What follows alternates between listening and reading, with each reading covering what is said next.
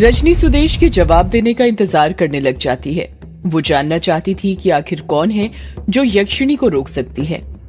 आखिर दिलीप सुदेश को किसके पास भेज रहा था। जब सुदेश को जवाब नहीं देता तो रजनी फिर सुदेश से पूछती है, ए जी बताइए ना, कहाँ पर भेज रहे हैं भैया आपको। सुदेश कहता है, वो गुफा वाली मायाधारी। सुदेश अपनी बात पूरी करता उससे पहले ही दिलीप की उसे पुकारने की आवाज सुनाई देती है। अरे सुदेश, तेरी अभी तक तैयारी हुई नहीं क्या? सुदेश वहीं से चीखते हुए कहता है, जी जीजा जी हो गई है, बस अभी आया। इतना कहकर सुदेश अपना बैग कंधे पर टांगता है और रजनी के सवाल का जवाब दिए बिना ही कमरे से बाहर निकल जाता है। रजनी खुद से गुस्सा करते हुए कहती है, इस सुदेश की इतनी हिम्मत कि बिना मेरे सवाल का जवाब दिए कमरे से बाहर निकल गया। आने दो इसे लौट कर वापस, फिर बताती हूँ इसे। लगता है काले जादू का असर उतर रहा है। इसे एक और भभूति खिलानी पड़ेगी या फिर मंत्र फूकना पड़ेगा इसके ऊपर। कुछ न कुछ तो करना पड़ेगा इस सुदेश का। जब सुदेश कमरे से बाहर निकलता है तो देखता है कि हॉल में ही दिलीप उसके आने का बेसब्री से इंतजार कर रहा था। दिलीप सुदेश से पूछता है, हो गई तेरी सारी तैयारी? रख लिया सारा सामान जो मैंने बताया था? सुदेश हड़बड़ाते हुए कहता है, हाँ जी जीजा जी, रख लिया है सारा सामान। दिलीप अपने आसपास देखता है कि कहीं उसके आसपास कोई है तो नहीं। इस वक्त उसके पास सुदेश के अलावा कोई नहीं था। जब दिलीप पूरी तरह संतुष्ट हो जाता है कि उसके पास कोई नहीं है तो वो चुपके से अपने कुर्ते की जेब में से एक कागज की पुड़िया, जिसे काली पॉलीथीन के अंदर कवर किया गया था, वो निकालता है और सुदेश को देते हुए कहता है, इसे जल्दी से अपने बैग के अंदर रख ले। सुदेश वो पुड़िया लेते हुए कहता है, इसके अंदर क्या है जीजा जी? नालायक, मैंने तुझसे कहा इसे जल्दी से अपने बैग में रख ले और तू है कि उल्टा मुझसे ही सवाल पूछ रहा है। इसे बैग में रख जल्दी। सुदेश घबराते हुए कहता है, हाँ जीजा जी अभी रखता हूँ। इतना कहकर सुदेश फटाक से अपनी बैग की चेन खोलता है और झट से अपने बैग के अंदर वो काली पॉलीथीन की पुड़िया रख लेता है। सुदेश फिर दिलीप से पूछता है, अब तो बताइए जीजा जी इसके अंदर क्या है? दिलीप सुदेश पर बिगड़ते हुए कहता है, नालायक, इसके अंदर क्या है वो तुझे जानने की जरूरत नहीं है। इसका तुझे क्या करना है वो सुन। सुदेश शर्म से अपना चेहरा नीचे झुका लेता है। दिलीप अपनी बात को आगे जारी रखते हुए कहता है, इस पुड़िया को तुझे मायाधारी जी को देना है, समझा? और हाँ, याद रखना, चाहे कुछ भी हो जाए इस पुड़िया को तू मत खोलना, वरना इसका अंजाम क्या होगा मुझे भी नहीं पता। इसे ऐसे ही पड़े रहने देना, सीधे मायाधारी जी को ही देना। सुदेश हाँ में अपना सिर हिलाते हुए कहता है, जी जीजा जी, जैसे आपने कहा है मैं वैसा ही करूंगा। चल अब तू जल्दी निकल यहाँ से, वहां पहुंचने पर भी तुझे वक्त लगेगा। हाँ जीजा जी मैं निकलता हूँ यहाँ से। इतना कहकर सुदेश वहां से चला जाता है। इस तरफ युग, कायर, कछुआ और अभिमन्यु बाइक पर थे और बिंदु की दुकान की तरफ जा रहे थे। कायर बाइक पर बैठे बैठे यही सोच रहा था कि पता नहीं बिंदु उससे क्या क्या सवाल पूछेगी। यही सोच सोच कर वो घबराए जा रहा था। कायर घबराते हुए कहता है, यार तुम लोगों को बिंदु को ये बात नहीं बतानी चाहिए थी। अभिमन्यु चिढ़ते हुए कहता है, अबे कायर, अब तुझसे कितनी बार बोलें कि ये बात हमने बिंदु को नहीं बल्कि बिंदु ने हमें बताई थी। अब अगर तूने फिर से यही बात बोली ना तो हमसे बुरा कोई नहीं होगा, समझा? बार बार एक ही सवाल बोलकर पूरा कान खा गया है मेरा। ये कछुए को देख कैसे शांति से बैठा है। लगता है वर्चस्विनी ने जमकर धुनाई की है इसकी। कछुआ अभी भी चुप बैठा हुआ था क्योंकि वो तो वर्चस्विनी के ख्यालों में खोया हुआ था। कायर मुंह बनाते हुए कहता है, ये क्यों कुछ बोलेगा? ये तो पगला गया है वर्चस्विनी को देखकर। लाइन मारने से पहले सोच तो लिया कर कि किस पर लाइन मार रहा है। वो पुलिस वाली है बेटा, डंडे मार मार के ना तेरा पूरा लुचड़पना निकाल देगी। कछुआ प्यार से कहता है, अगर वर्चस्विनी प्यार से मुझे डंडा भी मारेगी ना तो मैं वो भी खा लूंगा। डंडा क्या चीज है, मैं तो जहर भी खा लूं वर्चस्विनी के हाथ से। बस शर्त यह है कि वो प्यार से खिलाए। युग चिढ़ते हुए कहता है, तुम दोनों चुप करोगे अपनी बकवास? एक तो सुबह से पेट में कुछ गया नहीं है, ऊपर से तुम फालतू की बातें कर रहे हो। अभी अभी हवालात की हवा खाकर आ रहे हो, पर तेवर तो ऐसे हैं जैसे महान काम करके आ रहे हो। तुम्हें पता भी है तुम्हारी वजह से कितना बड़ा नुकसान हो गया है। कायर छोटा सा मुंह बनाते हुए कहता है, क्या नुकसान हो गया है हमारी वजह से? युग कहता है, आज हम पब्लिशर के पास जाने वाले थे पापा की यक्षिणी वाली किताब की रिगार्डिंग, पर पूरा वक्त हवालात में ही कट गया इसलिए जा नहीं पाए। कछुआ झट से कहता है, तो क्या हुआ यार, कल चले जाना। तू तो ऐसे बोल रहा है जैसे वो पब्लिशर आज रात को ही ऊपर निकल लेगा। अभिमन्यु कछुए को टोकते हुए कहता है, तू अपनी काली जुबान बंद रख कछुए, तुझे पता है ना तेरी काली जुबान है। कछुआ चुप हो जाता है। कुछ ही देर में इनकी बाइक बिंदु की दुकान पर पहुंच जाती है। बिंदु की दुकान पर बिल्कुल भी कस्टमर नहीं थे। अब्दुल था जो कि कुर्सी और टेबल की सफाई कर रहा था। बिंदु गल्ले पर खड़ी हुई थी। उसकी आंखों में देखकर ऐसा लग रहा था जैसे वो उन लोगों के आने का ही इंतजार कर रही थी। जैसे ही उनकी बाइक दुकान के सामने रुकती है, बिंदु भागते हुए बाइक के पास जाकर रुक जाती है। वो चारों बाइक से नीचे उतर जाते हैं। कायर, युग और अभिमन्यु के पीछे छुपने लग जाता है।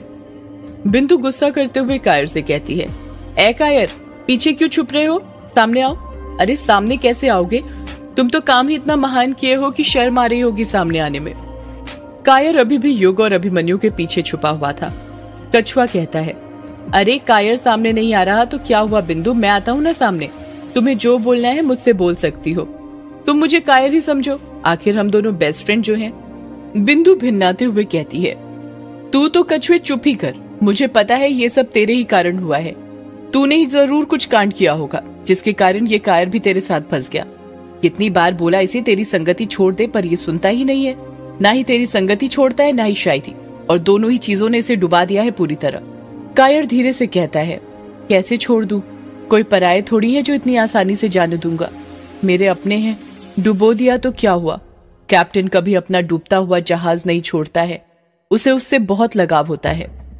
बिंदु भिन्नाते हुए कहती है, ये पीछे खड़े होकर बहुत बातें आ रही हैं तुम्हें, तुम तो सामने आओ तब अच्छे से बताती हूँ तुम्हें। कायर धीरे धीरे सामने आ जाता है। बिंदु कहती है, तो बताओ क्यों पकड़ कर ले गई थी तुम्हें पुलिस, आखिर क्या कर दिया तुम दोनों ने ऐसा। कायर उदासी के साथ कहता है, यार बिंदु बताता हूँ ना सब कुछ, पर पहले कुछ खा लूं, सुबह से कुछ नहीं खाया है, सब लोगों के सवालों के जवाब देते जा रहा हूँ। मुझे तो लगता है जैसे मैं केबीसी खेल रहा हूँ जिसमें लोग मुझसे सवाल तो पूछते हैं पर जवाब देने के बाद पैसे नहीं देते। कायर और उसके दोस्त का रूखा हुआ चेहरा देखकर बिंदु समझ जाती है कि उसके दोस्त लोग बहुत थक गए हैं, इसलिए वो कहती है, अच्छा ठीक है बैठो तुम लोग, मैं तुम सबके लिए थाली लगा देती हूँ। युग, कायर, कछुआ और अभिमन्यु जल्दी से बेंच पर बैठ जाते हैं। बिंदु जल्दी जल्दी चारों के लिए थाली बना देती है। युग और उसके दोस्त खाना शुरू करने ही वाले थे कि तभी अब्दुल कहता है, बिंदु दीदी आप भी खाना खा लीजिए ना, आपने भी तो सुबह से कुछ नहीं खाया है। जैसे ही अब्दुल ये बात बोलता है, युग, कायर, कछुआ और अभिमन्यु चारों के हाथ थाली में ही रुक जाते हैं। वो खाना खाना शुरू नहीं करते हैं। कायर बिंदु की तरफ देखते हुए उससे पूछता है, ये क्या बिंदु, तुमने खाना क्यों नहीं खाया सुबह से। बिंदु बहाना बनाते हुए कहती है, वो आज सुबह से ही ना बहुत कस्टमर थे दुकान पर, तो वक्त ही नहीं मिला खाना खाने का। कायर धीरे से कहता है, वक्त नहीं मिला या तुमने मेरे लिए खाना खाया नहीं। कायर कहीं समझ न जाए कि बिंदु भी उससे प्यार करती थी, इसलिए वो भिन्नाते हुए कहती है, अब कायर तू ना कुछ भी मत बोल, एक तो हवालात से आया है, ऊपर से अजीब बातें कर रहा है। भला मैं क्यों खाना नहीं खाऊंगी, मैंने कहा ना मुझे टाइम नहीं मिला। कायर समझ जाता है कि बिंदु उसकी बात को टाल रही है, इसलिए वो भी स्मार्ट बनते हुए कहता है, टाइम नहीं मिला तो अब खा लो हमारे साथ ही। हाँ खाती हूँ। बिंदु भी उन्हीं के साथ खाना खाने बैठ जाती है। खाना खाते हुए कायर और कछुए सारी बात बता देते हैं कि उन्हें पुलिस वालों ने क्यों बुलाया था और वहां पर क्या क्या हुआ। सारी बात सुनने के बाद बिंदु कहती है, और पियो शराब, कितनी बार बोला है कायर तुझसे कि शराब मत पिया कर, पर तू मेरी बात सुनता कहाँ है। कायर नजरें चुराते हुए कहता है, यार अब फ्री की मिल रही थी तो पी ली, फ्री की चीज भला कोई छोड़ता है क्या। बिंदु कहती है, फ्री की चीज ही इंसान को ले डूबती है और इसका एग्जाम्पल तुम खुद हो। कायर चुप हो जाता है, उसे अपने किए पर पछतावा हो रहा था। अभिमन्यु कहता है, यार क्या उस रात सच में मोहित ने तुम्हें इतनी पिलाई थी कि तुम पीते पीते ही ठेके पर सो गए थे। यार मुझे बुला लेते, मैं भी आ जाता गला गीला करने। कछुआ फटाक से कहता है, यार क्या तुझे बुलाते, उस मोहित ने तो बस 2 बाटली ही पिलाई थी। अभिमन्यु मुंह बनाते हुए कहता है, तो फिर तुम 2 बाटली में शांत पड़ गए, मतलब 2 बाटली तुम्हें इतनी चढ़ गई थी कि वहीं पर सो गए थे। कछुआ कुछ कहता उससे पहले ही कायर हिचकिचाते हुए कहता है, हम सोए नहीं थे यार। युग हैरानी के साथ कहता है, पर तूने तो अभी बताया था कि जब वर्चस्विनी जी ने तुझसे पूछा था कि शराब पीने के बाद तुम कहाँ गए थे, तो तूने जवाब दिया था कि तुम दोनों ठेके पर ही सो गए थे। कायर अपनी नजरें चुराते हुए कहता है, मैंने झूठ बोला था। युग अपना मुंह फाड़ते हुए पूछता है, झूठ बोला था, पर क्यों। कायर युग के सवाल का जवाब देते हुए कहता है, यार उस रात ना शराब तो हमने बहुत पी थी, पर हमेशा की तरह ही चढ़ी थी। वो मोहित ना बार बार उर्वशी के बारे में गंदी गंदी बातें कर रहा था। हम तो उसे समझा समझा कर थक गए थे कि एक विधवा के बारे में ऐसी बातें करना ठीक नहीं है, पर नशे में आदमी कहाँ किसी की सुनता है। वो मोहित उर्वशी के पास ही जाने के लिए निकला था उस रात। उसके जाने के बाद हमने 1-2 पैग और लगा लिए थे, क्योंकि मन नहीं भरा था। तुम्हें तो पता ही है, कछुआ और मैं फटे से पीते हैं। बिंदु बीच में ही कायर को टोकते हुए कहती है, फटे से पीते हैं मतलब? कछुआ शर्माते हुए कहते हैं, फटे से पीना मतलब तब तक पीना जब तक। कछुआ अपनी बात पूरी करता उससे पहले ही कायर उसे टोकते हुए कहता है, तू चुप रह ना कछुए, अभी मैं बता रहा हूँ ना उस रात क्या हुआ था। और बिंदु तुम ये कहाँ पड़ी हो इन बातों में? वो सुनो ना जो मैं बता रहा हूँ, फालतू के क्वेश्चन क्यों पूछ रही हो? बिंदु बोलती है, हाँ बोलबो आमी सुना छी। कायर कहता है, मोहित के जाने के बाद और 2-3 पैक पीने के बाद फिर शराब हमें चढ़ने लग गई थी। उसके बाद हम अपने अंदर की भड़ास बाहर निकालने लग गए थे। युग अजीब सा मुंह बनाते हुए कहता है, भड़ास बाहर निकालने लग गए थे मतलब? तुम्हें किस पर भड़ास निकालनी थी और किस बात पर? बिंदु अपनी तरफ उंगली करते हुए कहती है, कहीं कायर तुमने मुझे तो गाली नहीं दी थी ना, क्योंकि मैं तुम्हें भाव नहीं देती?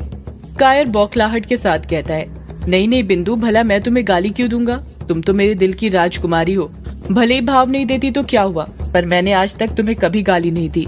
जिससे हम प्यार करते हैं उन्हें हम कभी गाली नहीं देते। कछुआ फिर बीच में बोल पड़ता है, हाँ बिंदु, कायर ठीक कह रहा है। कायर ने तुझे गाली नहीं दी थी, हम दोनों ने तो मिलकर युग और अभिमन्यु को गाली दी थी। अभिमन्यु गुस्सा होते हुए कहता है, क्या कहा?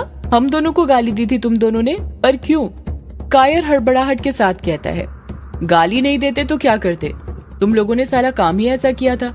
एक तो यक्षिणी के कमरे का दरवाजा खोल दिया था, ऊपर से ओवर स्मार्ट बन रहे थे इतने दिनों से ये बोलकर कि यक्षिणी वहीं कैद है। हमने चेक भी कर लिया। हम दोनों तुम दोनों से नाराज थे, इसलिए तो हम शराब पीने गए थे, वरना हम दारू के ठेके पर जाते ही नहीं। युग अपने हाथ आगे करते हुए कहता है, यार माना हम दोनों ने गलत किया था, पर इसका मतलब ये तो नहीं कि तुम दारू के ठेके पर चले जाओगे। चलो गए तो गए, ऊपर से हमें गालियां भी दे रहे थे। कछुआ हंसते हुए कहता है, यार युग तू बुरा क्यों मान रहा है? अब दोस्तों को गाली नहीं देंगे तो किसे देंगे? दोस्त तो होते ही हैं गाली देने के लिए। तू गाली पर फोकस क्यों कर रहा है? कायर जो बता रहा है उस पर फोकस करना। युग मुंह बनाते हुए कहता है, हाँ कायर बता आगे क्या हुआ हमारे ऊपर भड़ास निकालने के बाद? कायर कहता है, हम दोनों को जितनी गाली आती थी हमने सारी तुम्हें बक मारी थी, पर तब भी पता नहीं क्यों भड़ास कम नहीं हुई थी। इसलिए हमने सोचा क्यों न ग्रेवयार्ड कोठी में आकर ही तुम लोगों को गाली बके तुम्हारी आंखों के सामने। इसलिए हम दोनों तुम्हें गाली देने के लिए तुम्हारे पास आने के लिए निकल गए। अभिमन्यु कहता है, मतलब तुम दोनों सिर्फ गाली देने के लिए हमारे पास आ रहे थे, वो भी इतनी रात को? उस वक्त तुम्हें डर नहीं लगा कृष्णोई नदी पार करने में? वैसे तो बहुत डरते रहते हो यक्षिणी के नाम पर। कछुआ कहता है, यार तुझे तो पता है पीने के बाद ना सारा डर खत्म हो जाता है, और हमारा भी खत्म हो चुका था। कायर अपनी बात को आगे जारी रखते हुए कहता है, यार हम दोनों ने जैसे तैसे लड़खड़ाते हुए कृष्णोई नदी तो पार कर ली, पर जब बंगला मुड़ा घाट पर पहुंचे तब ना। इतना बोलकर कायर चुप हो जाता है। अचानक से कायर के चेहरे पर खौफ पैदा हो गया था, ऐसा खौफ जिसके बारे में वो किसी को बताना नहीं चाहता था। अभिमन्यु धीरे से पूछता है, तब क्या कायर आगे बता, बंगला मुड़ा घाट पर क्या हुआ? बिंदु भी अभिमन्यु का साथ देते हुए बंगाली में बोलती है, हाँ कायर बोलबो। कायर कहता है, बंगला मुड़ा घाट पर पहुंच कर ना ये कछुए को पता नहीं क्या हो गया था, ये मेरी फोटो खींचने की जिद करने लग गया था। इसने अपना मोबाइल निकाला और मेरी फोटो लेने लग गया। ये मेरी फोटो ले ही रहा था कि तभी अचानक से हमें ऐसा लगा जैसे बंगला मुड़ा घाट पर हमारे अलावा भी कोई था। युग हैरानी के साथ कहता है, क्या बात कर रहा है कायर? हाँ युग सच, ये कछुआ मेरी फोटो खींच ही रहा था कि तभी हमें कमल के फूलों की खुशबू आने लगी। वो कमल के फूलों की खुशबू ऐसी थी कि किसी को भी मदहोश कर दे। हमें ऐसा लग रहा था जैसे हमारे आसपास बहुत सारे कमल के फूल हों, लेकिन वहां पर एक भी नहीं दिख रहा था। कछुआ बीच में ही बोल पड़ता है, हाँ मुझे भी याद आया, वो कमल के फूलों की खुशबू ना जिस ओर से आ रही थी हम उस ओर जाने लगे थे। तभी वहां पर हमें एक लड़की का काला साया दिखाई दिया जो कि वहां पर खड़ी हुई थी। युग अपना मुंह फाड़ते हुए कहता है, लड़की का काला साया? कहीं वो यक्षिणी तो नहीं थी? सदियों से है पुरानी ये है यक्षिणी की कहानी। यक्षिणी एक आग है, यक्षिणी तेरा ख्वाब है, यक्षिणी तेरा ख्वाब है।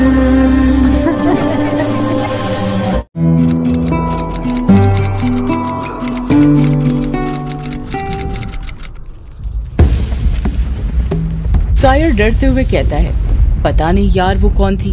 अंधेरे के कारण हम उसका चेहरा नहीं देख पाए थे, पर हाँ, हम दोनों को भी यही लग रहा था कि वो यक्षिणी थी, वरना कोई लड़की इतनी रात में बंगला मुड़ा घाट पर क्या करती, वो भी अकेले। मैं तुझे बता नहीं सकता हम कितना डर गए थे। मुझे तो अभी भी बताते हुए बहुत डर लग रहा है। अभिमन्यु कायर के कंधे पर हाथ रखते हुए धीरे से कहता है, कायर तू डर मत, अभी हम सब हैं ना तेरे साथ, तो डर किस बात का है। तू ये बता आगे क्या हुआ था। कायर एक लंबी सांस लेता है, फिर कहता है, जिस लड़की को हमने देखा था ना, वो हमारी तरफ ही कदम बढ़ा रही थी। जैसे जैसे वो हम दोनों के पास आ रही थी, हमारे दिल की धड़कनें बढ़ती जा रही थी। वो लड़की हमारे पास पहुंचती उससे पहले ही डर के मारे हम दोनों बेहोश हो गए। युग मुंह फाड़ते हुए कहता है, क्या कहा, डर के मारे बेहोश हो गए। कायर अपनी बात को आगे जारी रखते हुए कहता है, हाँ यार सच कहूं तो मुझे भी याद नहीं कि कब और कैसे हम बेहोश हो गए। जब सुबह आंख खुली तो देखा कि हम दोनों मोहित की लाश के पास लेटे हुए थे। मोहित को यक्षिणी अपना शिकार बना चुकी थी। अभिमन्यु हैरानी के साथ कहता है, मतलब मोहित की लाश को सबसे पहले तुम दोनों ने देखा था। कछुआ फटाक से कहता है, सिर्फ मोहित की लाश को हम दोनों ने सबसे पहले देखा नहीं था, बल्कि सब गांव वालों तक ये खबर भी हम दोनों ने ही पहुंचाई थी। मैंने ही रतनपाली को फोन करके बताया था कि यक्षिणी ने तुम्हारे बेटे को अपना शिकार बना लिया है, जल्दी बंगला मुड़ा घाट पर आ जाओ। कायर कछुए की तरफ देखते हुए कहता है, और यही हम दोनों की सबसे बड़ी गलती थी। हमें ना किसी को बताना ही नहीं चाहिए था मोहित की लाश के बारे में। चुपचाप अपने घर निकल जाना चाहिए था वहाँ से। युग पूछता है, चुपचाप घर निकल जाना चाहिए था, पर क्यों? तुमने ठीक तो किया था सबको ये बात बताकर, वरना मोहित की लाश पता नहीं कब तक वहाँ पर पड़ी रहती। कायर अपने आप पर गुस्सा करते हुए कहता है, क्या खाक ठीक किया था? सब गांव वालों को पता है कि मोहित को यक्षिणी ने मारा है, पर वो पुलिस वाली वर्चस्विनी थोड़ी इस बात पर यकीन करती है। उसे तो अभी भी यही लगता है कि मोहित को उसके किसी दुश्मन ने मारा है। अगर मैं वर्चस्विनी को ये बात बताता कि मोहित की लाश को सबसे पहले हम दोनों ने देखा था और ये खबर हमने फैलाई थी, तो वो हम पर ही शक करती कि हमने ही उसे मारा था। इसलिए मैंने उससे झूठ बोला था कि शराब पीने के बाद हम ठेके पर ही सो गए थे। बिंदु कहती है, अच्छा तो ये बात थी, पर कायर मुझे लगता है तुझे न वर्चस्विनी जी को ये बात बता देनी चाहिए थी। यदि बाद में किसी और तरीके से पता चली तो और मुसीबत हो जाएगी। कायर फटाक से कहता है जैसे वो इस सवाल के लिए पहले से ही तैयार था। क्या बताता बिंदु वर्चस्विनी जी को मैं? यही कि रात में हम दोनों को नदी किनारे एक लड़की दिखी थी जिसको देखकर हम बेहोश हो गए थे, और जब सुबह उठे तो हम मोहित की लाश के साथ सो रहे थे। ये बात सुनकर ना वो सीधा मुझे और कछुए को आरोपी मानकर सलाखों के पीछे भेज देती। कायर का जवाब सुनकर सभी लोग चुप हो जाते हैं, क्योंकि उन्हें काफी हद तक कायर की बात ठीक लगी थी। युग कुछ सोचते हुए कहता है, एक बात बताओ तुम दोनों, यक्षिणी ने तुम्हारे बंगला मुड़ा घाट पहुंचने के बाद मोहित को मारा था या उससे पहले? कछुआ याद करते हुए कहता है, पता नहीं यार, पर जितना मुझे लगता है हमारे पहुंचने से पहले ही यक्षिणी ने मोहित को अपना शिकार बना लिया होगा, क्योंकि वो हमसे पहले निकला था ना। हम तो उसके जाने के 1-2 घंटे तक और पीते रहे थे, आखिर हमें फट्टे तक जो पीना था। कायर कछुए का साथ देते हुए कहता है, मुझे भी यही लगता है कि हमारे पहुंचने से पहले ही यक्षिणी मोहित को अपना शिकार बना चुकी थी। वो तो अच्छा हुआ कि हम सही वक्त पर बेहोश हो गए, वरना जिस तरह से यक्षिणी हम दोनों की तरफ उस रात को कदम बढ़ा रही थी, मुझे तो लग रहा था कि वो हम दोनों के साथ भी संभोग करके हमें मार देती। बिंदु झट से कहती है, ए कायर, ऐसा मत बोलो। कछुए बिंदु के मजे लेते हुए कहता है, क्यों बिंदु, तुझे कौन सी बात पसंद नहीं आई? कायर के साथ संभोग करने वाली या फिर उसे मारने वाली? बिंदु कछुए की बात का पलटकर कुछ जवाब देती उससे पहले ही कायर कहता है, तुम्हें पता है उस रात ना बेहोश होने के बाद 2-3 बार मेरी आंख खुली थी और मैंने देखा था कि एक लड़की रेत के ऊपर पालकी मारकर बैठी है और वो खून से ना रेत पर कुछ बना रही थी। अभिमन्यु झट से पूछता है, क्या बना रही थी कायर वो रेत पर?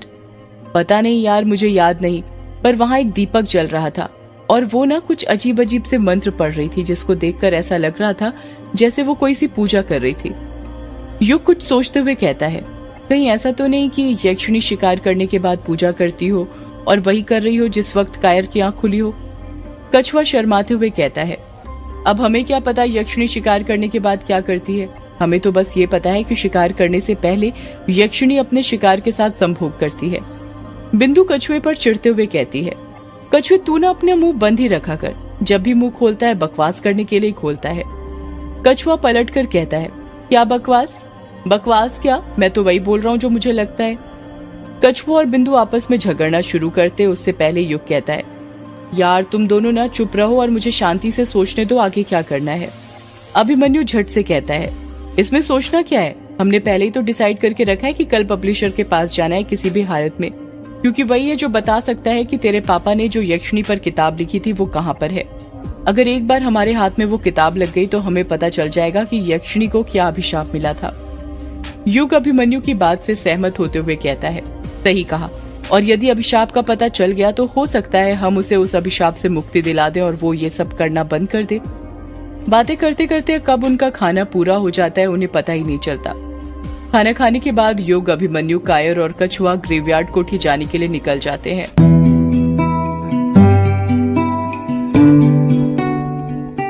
सुबह हो गई थी, सुबह के 7 बज रहे थे।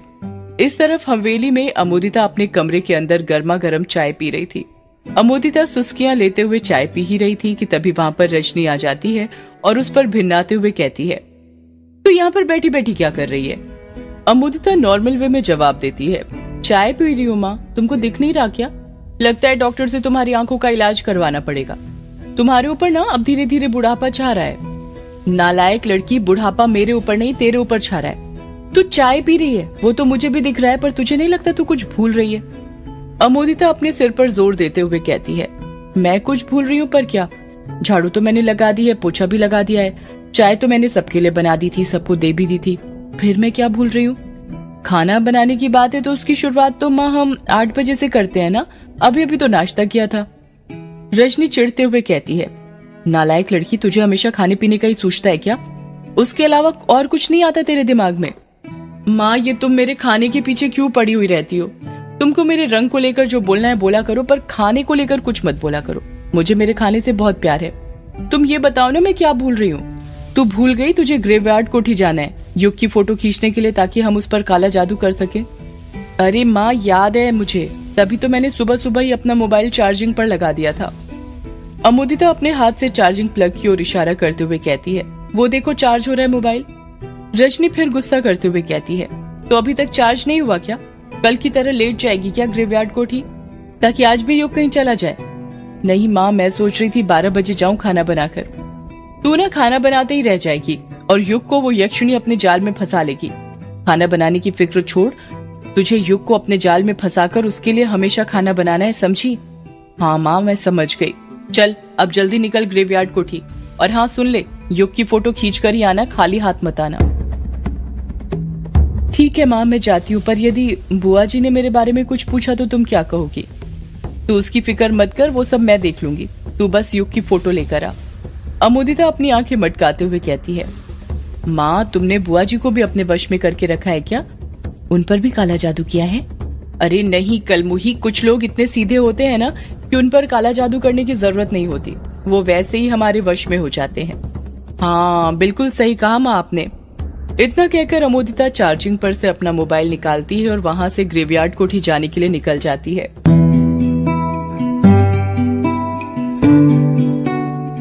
इस तरफ ग्रेवयार्ड कोठी में युग, अभिमन्यु, कायर और कछुआ चारों की नींद खुल गई थी और चारों पब्लिशर के पास जाने के लिए तैयार हो रहे थे।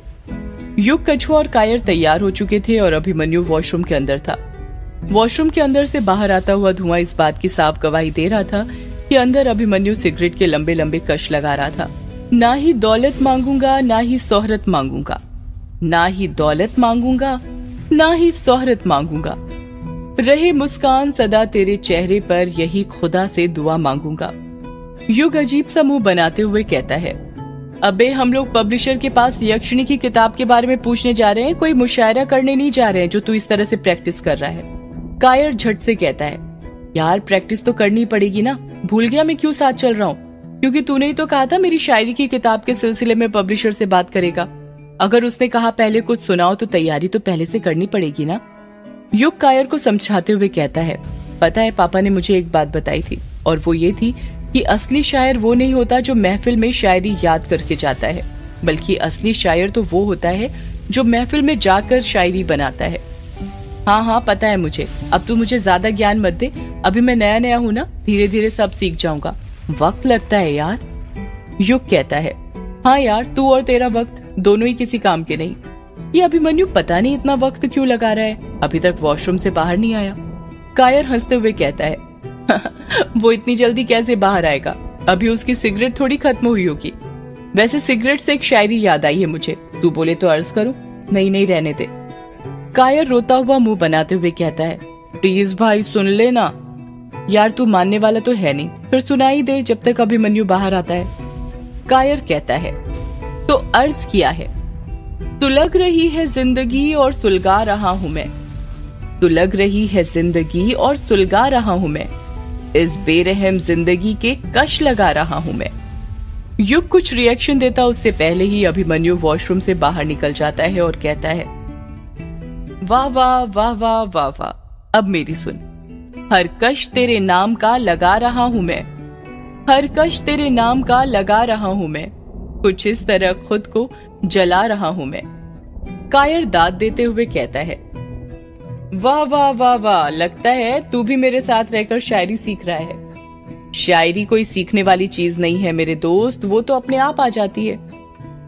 युग कायर और अभिमन्यु को घूरते हुए गुस्सा करते हुए कहता है, अब ये मुशायरा हो गया हो तुम दोनों का तो पब्लिशर के पास चले, या फिर एक दो शायरी और करनी है अभी। अभिमन्यु अपने कपड़े ठीक करते हुए कहता है, अरे हाँ चल ना, मैं तो कब से तैयार हूँ, चल जल्दी पब्लिशर के पास। कायर भी अपने आप को आईने में ठीक करते हुए कहता है, हाँ चल मैं भी तैयार हूँ। कायर ने इतना ही कहा था कि तभी उसकी नजर बिस्तर के ऊपर बैठे हुए कछुए पर पड़ती है। पहली बार कछुआ इतनी देर तक शांति से बिना कुछ कहे बैठा हुआ था, चुपचाप अपना मोबाइल चला रहा था। कायर कछुए को देखते हुए हैरानी के साथ कहता है, अरे कछुआ क्या कर रहा है बिस्तर के ऊपर बैठकर? अभिमन्यु मुंह बनाते हुए कहता है, कहीं इसने सुबह सुबह ही तो देखनी शुरू नहीं कर दी, ये सब काम सुबह सुबह नहीं करते कछुआ, चल जल्दी उठ।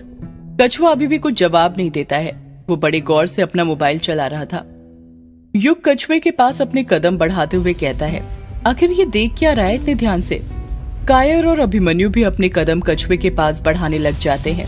जब वो तीनों कछुए के पास पहुंचते हैं तो देखते हैं कि कछुआ मोबाइल में फेसबुक चला रहा था।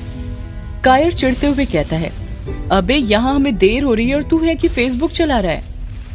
कछुआ मोबाइल चलाते हुए कहता है, फेसबुक नहीं चला रहा हूँ बल्कि ढूंढ रहा हूँ। कायर झट से पूछता है, ढूंढ रहा है पर किसे? कछुआ शर्माते हुए कहता है, अपनी वर्चू को। और किसे? युग हैरानी के साथ कहता है, अब ये वर्चू कौन है?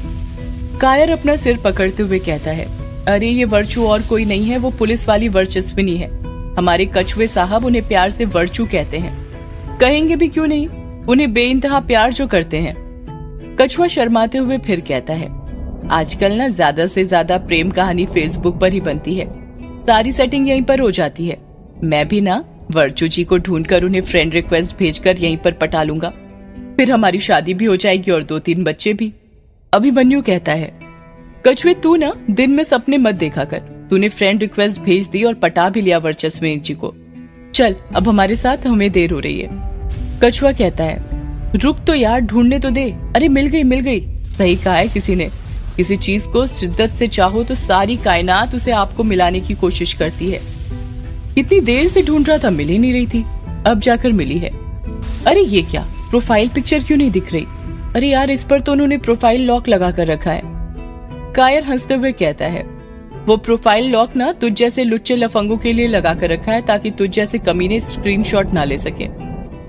स्क्रीनशॉट नहीं ले सकता तो क्या हुआ, अभी फ्रेंड रिक्वेस्ट भेजता हूँ। मेरा दिल कहता है मेरी फ्रेंड रिक्वेस्ट झट से एक्सेप्ट कर लेंगी मेरी वर्चू। कायर फिर कछुए के मजे लेते हुए कहता है, हाँ क्यों नहीं करेंगी, ऋतिक रोशन की फोटो जो लगा कर रखी है, फेक समझकर ऐसा ब्लॉक करेगी ना तेरी प्रोफाइल को कि फिर तू कभी एफबी पर नहीं दिखेगा। अरे अच्छा आइडिया दिया, मैं वर्चू जी को ऋतिक रोशन की नहीं बल्कि अपनी फोटो दिखाकर पटाऊंगा, अभी चेंज करता हूँ अपनी प्रोफाइल पिक। इतना कहकर कछुआ अपने मोबाइल की गैलरी ओपन कर देता है। जैसे ही वो गैलरी ओपन करता है तो देखता है कि गैलरी के अंदर उस रात की फोटो भी थी जब वो और कायर बंगला मुड़ा घाट पर नशे में थे। कछुआ उस फोटो को देखते हुए कहता है, अरे ये तो उसी रात की फोटो है ना जिस रात मोहित को उस यक्षिणी ने अपना शिकार बनाया था। कायर झट से कछुए का मोबाइल लेकर बैक करके मेन गैलरी ओपन करते हुए कहता है, हाँ यार ये तो उसी रात की फोटो है, पर ये फोटो नहीं वीडियो है। लगता है कुछ ज्यादा ही नशे में होने के कारण उस रात तूने मेरी फोटो लेने की जगह वीडियो बना दिया था। कछुआ हैरानी के साथ कहता है, क्या? हाँ यार शायद। अभिमन्यु कहता है, हो सकता है इस वीडियो में यक्षिणी का चेहरा हो, जरा प्ले तो कर, मैं भी देखूं तो यक्षिणी कैसी दिखती है। युग भी उतावला होते हुए कहता है, हाँ जल्दी कर, मुझे भी देखना है। सदियों से है पुरानी ये है यक्षिणी की कहानी। यक्षिणी एक आग है, यक्षिणी तेरा ख्वाब है, यक्षिणी तेरा ख्वाब है।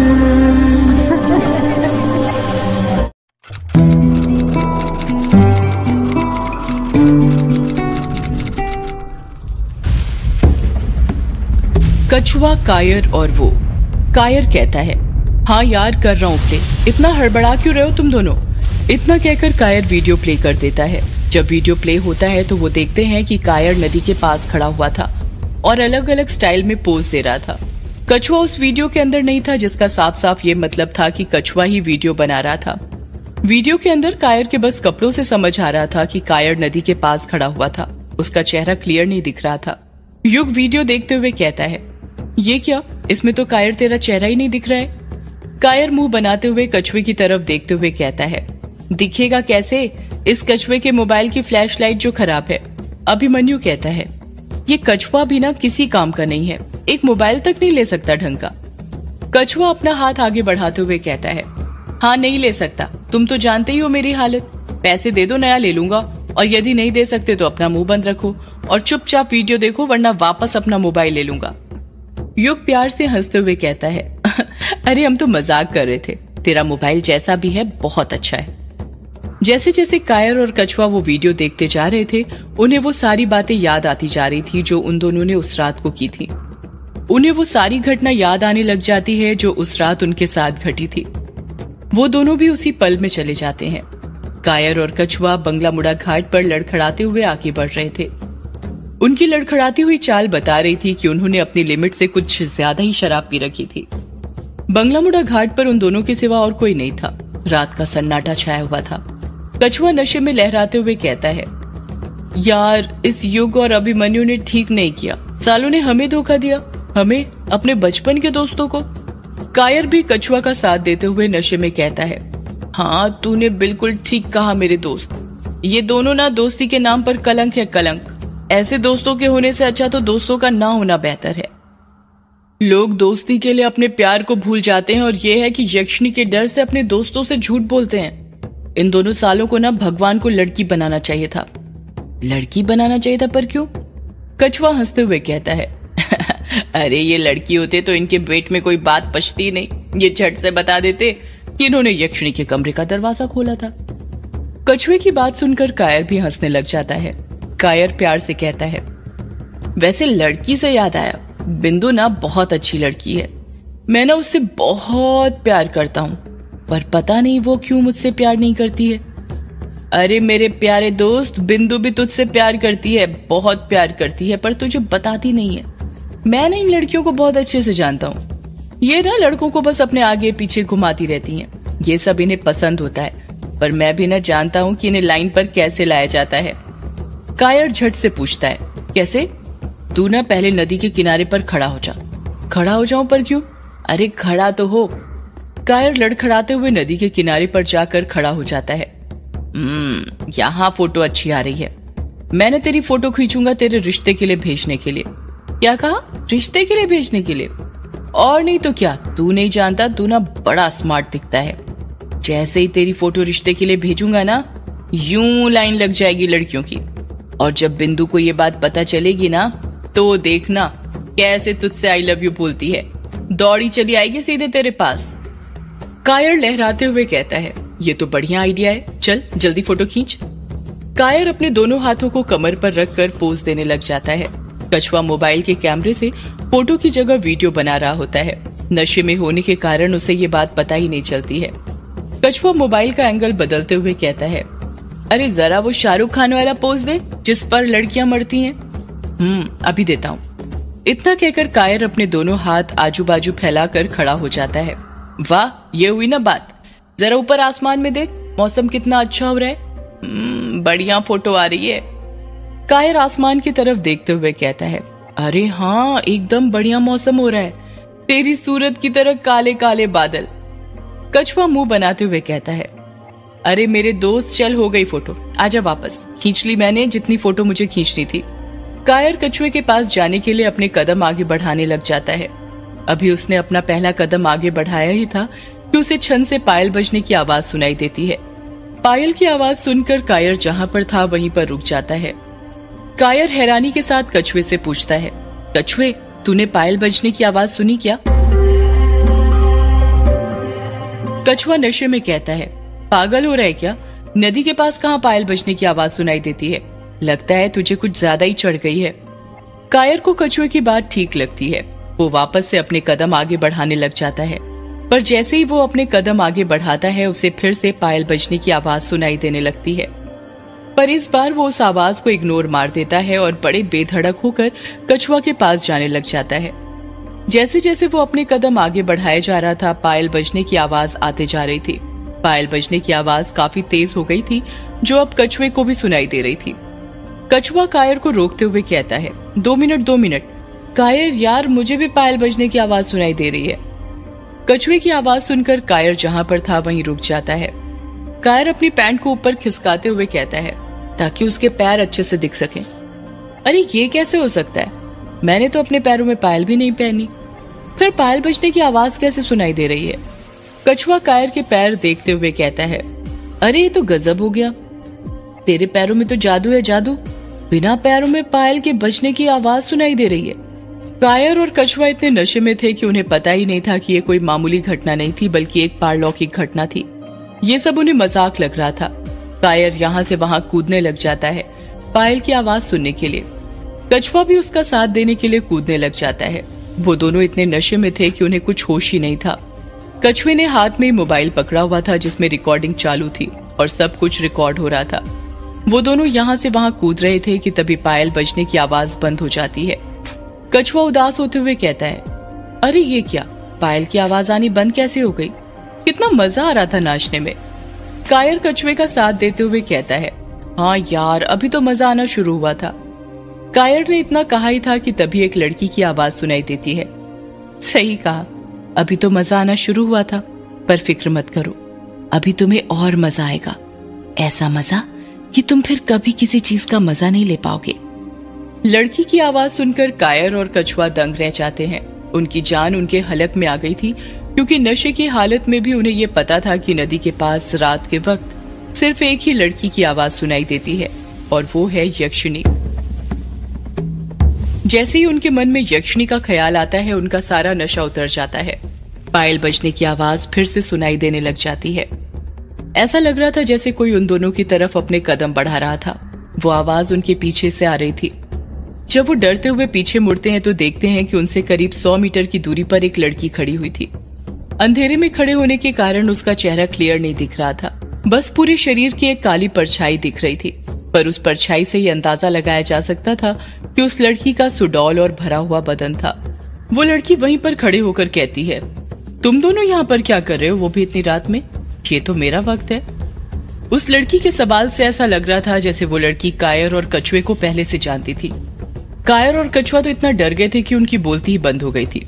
वो लड़की अपनी बात को आगे जारी रखते हुए कहती है, चलो कोई बात नहीं, अब तुम दोनों आ ही गए हो तो खेल शुरू करते हैं, बड़ा मजा आएगा। एक का शिकार तो हो चुका है, 2 शिकार खुद चलकर मेरे पास आ गए। कायर और कछुआ बड़ी मुश्किल से एक घूंट गले से नीचे उतारते हैं। लड़की कहती है, पहले किसे शिकार बनाऊं, कायर तुझे या कछुआ तुझे? कायर और कछुआ तो ये सोचकर हैरान थे कि उस लड़की को उनके नाम कैसे पता थे। वो दोनों एक दूसरे की सूरत देखने लग जाते हैं। अरे तुम दोनों तो कोई फैसला ही नहीं ले पा रहे हो। चलो मैं ही बता देती हूँ, पहले मैं किसे शिकार बनाऊंगी, न कायर को न कछुए को, तुम दोनों को मैं एक साथ शिकार बनाऊंगी। आज रात बड़ा मजा आने वाला है, डबल डोज।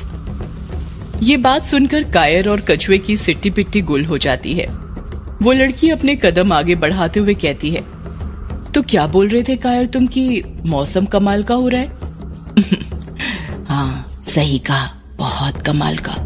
नदी को तो देखो कितनी शांति के साथ बह रही है, पर अब उसके अंदर एक तूफान आने वाला है। वो लड़की गाना गाते हुए कायर और कछुए की तरफ कदम बढ़ाती है।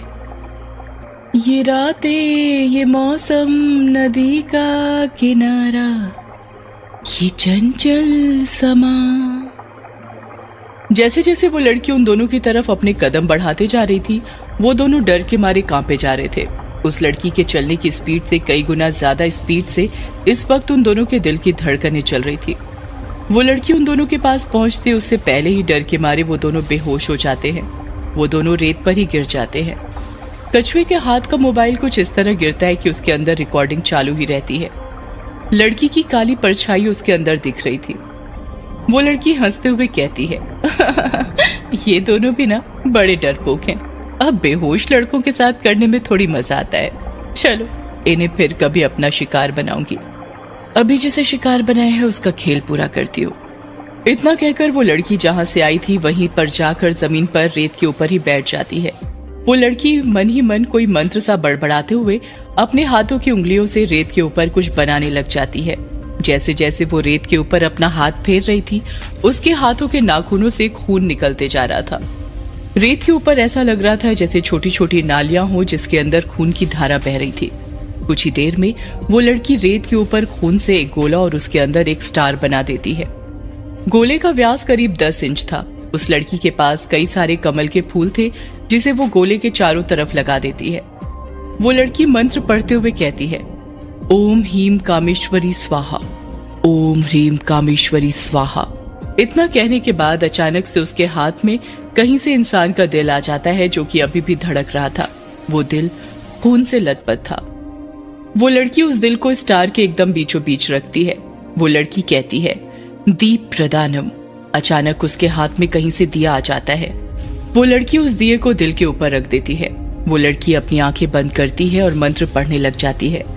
विदेही देवी कल्याणम, विदेही परमाम श्रियम, रूपम देही जयम देही, यशम दे यशो देही द्विशोचही। वो लड़की बार बार यही मंत्र दोहराते जा रही थी। देखते ही देखते दिए की लौ अपने आप जल जाती है। वो दिए की लौ की आग इतनी बढ़ जाती है कि आसपास के कमल के फूलों में भी आग लग जाती है।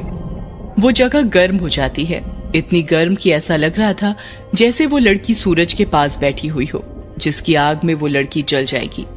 पर उस लड़की को कुछ नहीं हो रहा था। वो एक मायावी लड़की थी।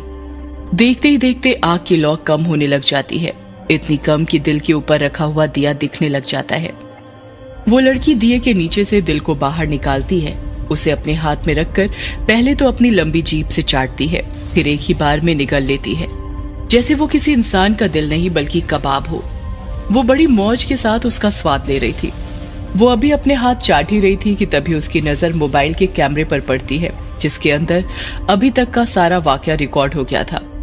उस मोबाइल के अंदर अंधेरे में बैठी लड़की की सिर्फ लाल लाल आंखें दिख रही थी, जो मोबाइल के कैमरे को घूर रही थी। उस लड़की की लाल आंखें देखकर कायर, कछुआ, युग और अभिमन्यु डर जाते हैं। उस लड़की की लाल आंखें देखते देखते वीडियो अपने आप बंद हो जाता है।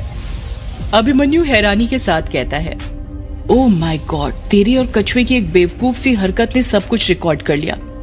हो न हो इस लड़की की हरकतों से ऐसा लग रहा था जैसे यही यक्षिणी थी। युग अभिमन्यु का साथ देते हुए कहता है, हाँ वो तो मुझे भी लग रहा है, पर ये कर क्या रही थी, मेरे तो कुछ समझ ही नहीं आया। अभिमन्यु झट से कहता है, इसे देखकर तो ऐसा लग रहा था जैसे ये कोई सी पूजा कर रही थी। हो सकता है कि मर्दों का शिकार करने के बाद वो पूजा करती हो। कायर अभिमन्यु और युग को बीच में टोकते हुए कहता है, वो पूजा कर रही थी या क्या कर रही थी, हमें उससे क्या मतलब। मुझे तो मेरी बेगुनाही का सबूत मिल गया। मैं वर्चस्विनी जी को जाकर ये वीडियो दिखाऊंगा तो वो जरूर यक्षिणी पर यकीन करने लग जाएगी कि ये कोई अफवाह नहीं बल्कि हकीकत है। कछुआ शर्माते हुए कहता है, हाँ यार सही कहा, इसी बहाने मैं अपनी वर्चू से भी मिल लूंगा। युग कहता है, पर अभी तो हमें पब्लिशर के पास जाना था ना, यक्षिणी की किताब के बारे में पता करने, क्योंकि वर्चस्विनी यक्षिणी पर भरोसा करे या नहीं उससे कुछ फर्क नहीं पड़ने वाला। लेकिन यदि यक्षिणी के अभिशाप से हमने उसे मुक्ति नहीं दिलाई तो अगली अमावस्या की रात किसी न किसी की जान फिर जाएगी, और ये भी हो सकता है कि वो हम में से कोई एक हो। कछुआ डरते हुए कहता है, ये तू क्या बोल रहा है? हम में से कोई एक कैसे हो सकता है? वो यक्षिणी क्या तुझे बता कर गई है? सदियों से है पुरानी ये है यक्षिणी की कहानी। यक्षिणी एक आग है, यक्षिणी तेरा ख्वाब है, यक्षिणी तेरा ख्वाब है।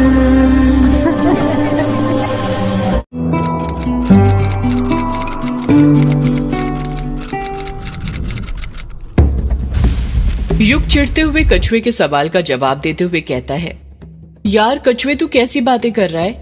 यक्षिणी मेरी कोई रिश्तेदार थोड़ी है जो मुझे बताकर जाएगी कि उसका अगला शिकार कौन है। मैं तो बस इस बेस पर कह रहा हूं कि जरा खुद ही सोच कर देख। यदि अमावस्या की रात उसे कोई मर्द नदी पार करने वाला नहीं मिला तो वो अपना शिकार करने इसी ग्रेवयार्ड कोठी में आएगी ना। भूल गया, ये ग्रेवयार्ड कोठी उस यक्षिणी का दूसरा ठिकाना है। अभिमन्यु युग की बात से सहमत होते हुए कहता है, यार ये युग की बात में दम तो है। ऐसा हो सकता है, हमें जल्दी से जल्दी यक्षिणी के अभिशाप के बारे में पता लगाना चाहिए। युग झट से कहता है, तभी तो मैं कह रहा हूं हमें पब्लिशर के पास जाना चाहिए मेरे पापा की किताब का पता लगाने के लिए। कायर युग की बात को काटते हुए कहता है, पर यार मुझे अपने आप को बेगुनाह भी तो साबित करना है। वर्चस्विनी जी को तो यही लगता है ना कि मोहित का खून मैंने और कछुए ने मिलकर किया है, और सिर्फ वर्चस्विनी जी को ही नहीं, कल रात बिंदु की सूरत देखकर लग रहा था जैसे उसे भी यही लगता है। युग गुस्सा होते हुए कहता है, तो फिर क्या करें तू ही बता। पब्लिशर के पास नहीं जाएं, यक्षिणी के अभिशाप के बारे में पता ना करें। कायर फटाक से कहता है, मैंने कब कहा ऐसा कि यक्षिणी के अभिशाप के बारे में पता नहीं करते हैं। एक काम करते हैं, तुम लोग पब्लिशर के पास जाओ, मैं पुलिस स्टेशन जाता हूँ ये वीडियो वर्चस्विनी जी को दिखाने। ये वीडियो देखकर वो समझ जाएंगी कि मैं और कछुआ बेगुनाह हैं। युग हैरानी के साथ कहता है, पर यार पब्लिशर के पास तो तुझे भी जाना था ना तेरी शायरी की किताब के सिलसिले में बात करने के लिए। तेरे लिए ही तो रुके थे हम। कायर उदास होते हुए कहता है, बात करनी तो थी यार, पर क्या करूं, इस वक्त मेरे लिए ये ज्यादा जरूरी काम है। मुझे पता है बिंदु मुझसे नाराज है, उसकी नजरों से मैं गिर चुका हूँ। अब जब तक मैं अपने आप को बेगुनाह साबित नहीं कर देता मैं उसके सामने नहीं जा सकता, इसलिए मुझे ये वीडियो वर्चस्विनी जी को दिखाना ही होगा। तुम तीनों पब्लिशर के पास जाओ, मैं पुलिस स्टेशन जाता हूँ। और रही बात शायरी की बुक पब्लिश कराने की, तो ये काम बाद में भी हो सकता है। इस वक्त जो दाग मेरे दामन पर लगा है उसे साफ करना जरूरी है। कछुआ नजरें चुराते हुए कहता है, अरे तू अकेले कैसे जाएगा, मैं भी चलता हूँ तेरे साथ, आखिर मैं भी तो फंसा हूं ना। कायर कछुए की तरफ देखते हुए कहता है, हाँ मुझे सब पता है तू क्यों चल रहा है मेरे साथ। इसी बहाने तू तेरी वो वर्चू से जो मिल लेगा, आ गई होगी, याद है ना। कायर की बात सुनकर कछुआ शर्माने लग जाता है। अभिमन्यु उन दोनों के बीच में बोल पड़ता है, अब तुम दोनों बातें करना बंद करो और चलो जल्दी। युग और मैं तुम दोनों को बंगला मुड़ा बस स्टॉप तक ड्रॉप कर देते हैं और वहां से तुम दोनों मेहंदी पथार पुलिस स्टेशन जाने के लिए बस पकड़ लेना। कछुआ हंसते हुए कहता है, अरे अब बंगला मुड़ा बस स्टॉप तक छोड़ रहा है तो सीधे मेहंदी पथार पुलिस स्टेशन तक ही छोड़ देना। अभिमन्यु चिढ़ते हुए कहता है, छोड़ क्यों दूं, हम दोनों भी साथ ही चलते हैं ना, फिर मतलब क्या रह जाएगा इतना लंबा डिस्कशन करने का। हमें वक्त बचाना है, वक्त बहुत कम है हमारे पास। गुवाहाटी पहुंचकर वहां पर फ्लाई ड्रीम पब्लिशर को भी ढूंढना है हम दोनों को, इसलिए बस बंगला मुड़ा बस स्टॉप तक ही छोड़ सकते हैं। कछुआ सिर नीचे झुकाते हुए कहता है, ठीक है वहीं तक छोड़ दे। इतना कहकर कछुआ कमरे से बाहर निकलने लग जाता है। उसी के पीछे पीछे युग, अभिमन्यु और कायर भी कमरे से बाहर निकल जाते हैं। इस तरफ अमोदिता धीरे धीरे अपने कदम ग्रेवयार्ड कोठी की तरफ बढ़ा रही थी। अमोदिता ग्रेवयार्ड कोठी से करीब 100 मीटर की दूरी पर थी। रास्ते में चलते वक्त अमोदिता यही सोच रही थी कि वो कैसे युग की फोटो खींचे, क्या बहाना बनाए कि वो युग की फोटो खींच सके। अमोदिता के दिमाग में अभी तक कोई आइडिया नहीं आया था। अमोदिता के सामने ग्रेवयार्ड कोठी का दरवाजा था। अमोदिता ग्रेवयार्ड कोठी के दरवाजे की तरफ अपने कदम बढ़ाते हुए खुद से कहती है, क्या बोलूंगी मैं युग जी से, कैसे खींचूंगी युग जी की फोटो, अगर फोटो नहीं ले गई तो माँ मुझे कच्चा चबा जाएगी। अमोदिता तू एक सौदाइन है, तू ये काम कर सकती है, अपना सौदाइन वाला दिमाग चला अमोदिता और सोच कि कैसे युग जी की फोटो खींचनी है। सोच अमोदिता सोच। यही बड़बड़ाते हुए अमोदिता ग्रेवयार्ड कोठी के दरवाजे के पास पहुंच जाती है। अमोदिता ने ग्रेवयार्ड कोठी का दरवाजा खटखटाने के लिए अपना हाथ उठाया ही था कि तभी अपने आप दरवाजा खुल जाता है। जैसे ही दरवाजा खुलता है वो देखती है कि उसके सामने युग खड़ा हुआ था जिसने दरवाजा खोला था। युग के साथ ही युग के दोस्त कायर, कछुआ और अभिमन्यु भी खड़े हुए थे। युग अमोदिता को दरवाजे पर देखकर शॉक्ड हो जाता है और हैरानी के साथ पूछता है, अरे अमोदिता, तुम यहाँ पर, वो भी सुबह सुबह, कुछ काम था क्या? इस वक्त अमोदिता का ध्यान युग के सवाल पर नहीं बल्कि उसके साथ खड़े उसके दोस्तों पर था। वो मन ही मन सोच रही थी, ये युग जी के दोस्त तो इनका साथ छोड़ते ही नहीं है, जब देखो चुंबक की तरह इनसे चिपके रहते हैं। अगर युग जी अकेले मिलते तो किसी न किसी बहाने से फोटो खींच ही लेती, पर अब फोटो कैसे खींचूं, क्या बोलूं, कुछ समझ नहीं आ रहा। काफी देर तक जब अमोदिता कुछ जवाब नहीं देती है तो युग फिर पूछता है, अमोदिता, मैं कुछ पूछ रहा हूं तुमसे, जवाब तो दो, कहाँ खो गई? कछुआ हंसते हुए कहता है, लगता है ये भी मेरी तरह किसी से प्यार करती है। मैं कैसे रह रहकर वर्चू जी के ख्यालों में खो जाता हूँ, ये भी किसी के ख्यालों में खो गई है। इसे ही तो प्यार कहते हैं, जब आप किसी के सामने रहकर भी किसी और के ख्यालों में खोए रहते हो। अभिमन्यु कछुए के कंधे पर हाथ मारते हुए कहता है, तू 2 मिनट चुप रहेगा? अपनी ये लव फिलॉसफी के भाषण देना बंद करेगा? युग अमोदिता पर दबाव बनाते हुए फिर पूछता है, अरे अमोदिता, यूं मूर्ति बनकर क्यों खड़ी हो? अब बोलो भी, सुबह सुबह यहाँ पर कैसे, किस काम से आई हो? हमें देर हो रही है, हमें जाना है कहीं, बोलो जल्दी।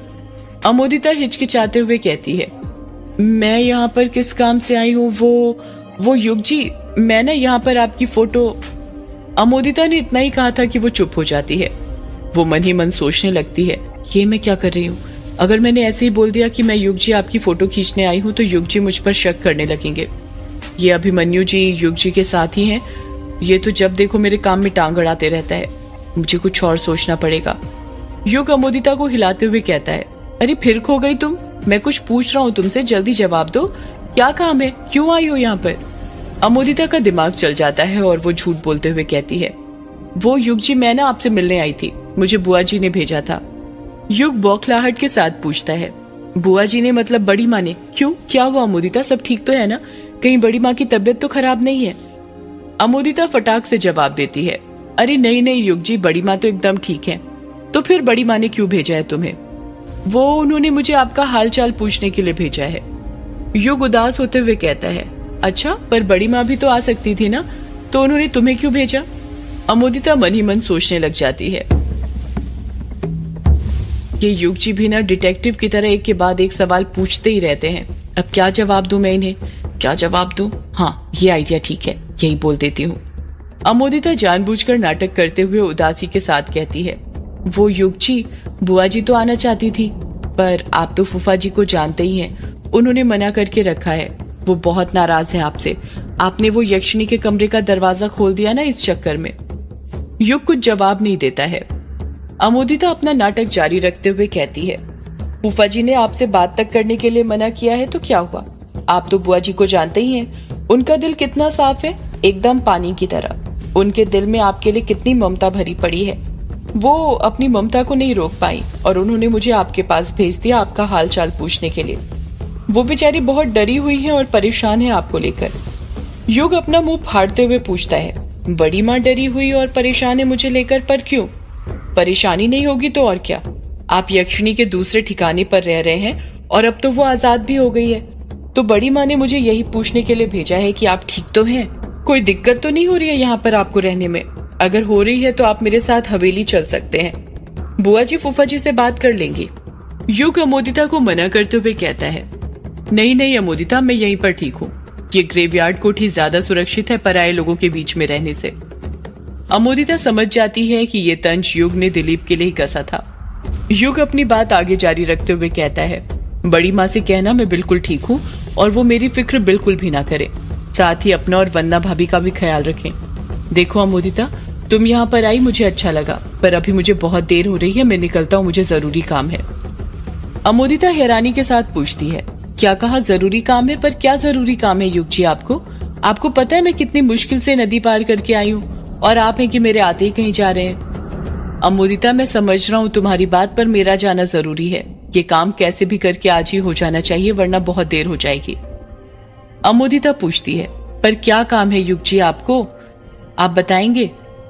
युग अमोदिता के सवाल का कुछ जवाब देता उससे पहले ही अभिमन्यु उन दोनों के बीच में बोल पड़ता है। अरे क्या कर रहा है युग, कितनी बातें करेगा, जल्दी चल, हमें देर हो रही है पब्लिशर के पास जाने के लिए। अमोदिता मन ही मन अभिमन्यु को ताने देने लग जाती है। इस अभिमन्यु के बच्चे ने फिर टांग अड़ाई, इसका भी कुछ ना कुछ करना पड़ेगा। पहले ये युग जी को अपने वश में कर लूं, फिर ये अभिमन्यु पर तो ऐसा काला जादू करूंगी ना कि दूसरों के मामलों में टांग अड़ाना ही भूल जाएगा। युग बिना अमोदिता से कुछ कहे झट से ग्रेवयार्ड कोठी का दरवाजा लगाता है।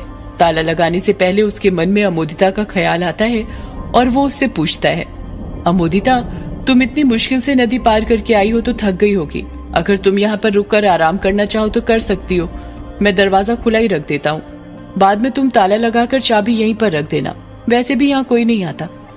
पहले तो अमोदिता के मन में आता है कि वो युग की बात मान ले और थोड़ी देर आराम कर ले।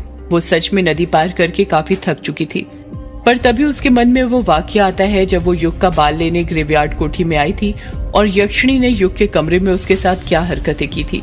अगर सही वक्त पर युग नहीं आता तो यक्षिणी उसकी इज्जत के साथ भी खेल चुकी होती। अमोदिता डरते हुए कहती है, नहीं नहीं युग जी, आप ताला लगा ही दीजिए, मैं अकेले नहीं रुक सकती इस ग्रेवयार्ड कोठी में। मुझे उस यक्षिणी से बहुत डर लगता है, आपको नहीं पता उसकी हरकतें कैसी हैं। युग अमोदिता की बात पर ध्यान नहीं देता और ग्रेवयार्ड कोठी में ताला लगाने लग जाता है। अमोदिता रजनी के बारे में सोचकर डरने लगी थी। वो मन ही मन सोच रही थी, आज तो मेरी खैर नहीं, माँ मुझे नहीं छोड़ेगी, कहेगी नालायक लड़की तो किसी काम की नहीं है, एक फोटो तक युग की नहीं ला पाई, ऐसे सौदाइन बनेगी। ताला लगाने के बाद युग बाइक के पास जाकर बाइक चालू करने लग जाता है। कायर, कछुआ और अभिमन्यु भी युग के पीछे ही बाइक पर बैठ जाते हैं। युग बाइक चालू कर ही रहा था कि तभी अमोदिता के दिमाग में एक आइडिया आता है और वो खुद से कहती है, माँ को बस युग जी की फोटो ही तो चाहिए ना, वो मैं अभी खींच देती हूँ। इतना कहकर अमोदिता अपने मोबाइल का कैमरा ऑन करती है और युग बाइक चालू करके वहां से निकल पाता उससे पहले ही अमोदिता उसकी फोटो क्लिक कर देती है। युग के साथ साथ बाइक के ऊपर बैठे कायर, कछुआ और अभिमन्यु की भी उसके अंदर फोटो आ जाती है। युग और उसके दोस्त वहां से निकल जाते हैं। अमोदिता खुद से कहती है, हूं ना आखिर मैं भी एक कट्टर सौदाइन, जिस काम के लिए मैं आई थी वो मैंने कर ही दिखाया। सौदाइन कभी खाली हाथ नहीं जाती, अपने काम को अंजाम तक पहुंचा कर ही रहती है। इतना कहकर अमोदिता वापस से अपने कदम हवेली की तरफ बढ़ाने लग जाती है। युग और अभिमन्यु ने कायर और कछुए को बंगला मुड़ा बस स्टॉप पर ड्रॉप कर दिया था। युग और अभिमन्यु गुवाहाटी पहुंच गए थे।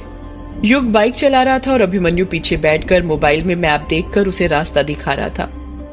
युग बाइक चलाते हुए कहता है, यार ये मैप हमें सही लोकेशन पर तो ले जा रहा है ना, मुझे तो ऐसा लग रहा है जैसे हम बार बार एक ही जगह से गुजर रहे हैं। अभिमन्यु मैप देखते हुए कहता है, अरे सही रास्ते पर जा रहे हैं यार हम लोग, वो क्या है ना, यहाँ पर पहाड़ी वाला इलाका है ना, इसलिए तुझे ऐसा लग रहा है कि हम एक ही रास्ते से गुजर रहे हैं, पर ऐसा कुछ नहीं है।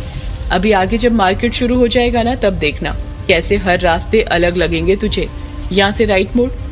युग राइट साइड मोड़ लेता है। बातें करते करते युग और अभिमन्यु आगे बढ़ते जा रहे थे। जैसे जैसे अभिमन्यु रास्ता बताते जा रहा था, युग उस साइड बाइक को मोड़ते जा रहा था। कुछ ही देर में वो लोग गुवाहाटी के मार्केट के अंदर घुस जाते हैं। अभिमन्यु मैप में रास्ता देखते हुए कहता है, यहाँ से लेफ्ट मोड़, यहाँ से सीधा जाने दे। अरे जाने दे ना, हाँ अब राइट ले, आगे से टर्न, आगे से और आगे, अब एकदम सीधे जाने देना, कहीं मत मोड़ना जब तक मैं ना बोलूं। अरे हाँ हाँ जाने दे, अरे लेफ्ट लेना, क्या कर रहा है, बस थोड़ा और आगे है। हाँ यही बस, हाँ पहुंच गए, यहीं पर रुक दे। यही है फ्लाई ड्रीम पब्लिकेशन हाउस, यहीं पर मिल सकती है तेरे पापा की यक्षिणी वाली किताब। सदियों से है पुरानी, ये है यक्षिणी की कहानी। यक्षिणी एक आग है, यक्षिणी तेरा ख्वाब है, यक्षिणी तेरा ख्वाब है।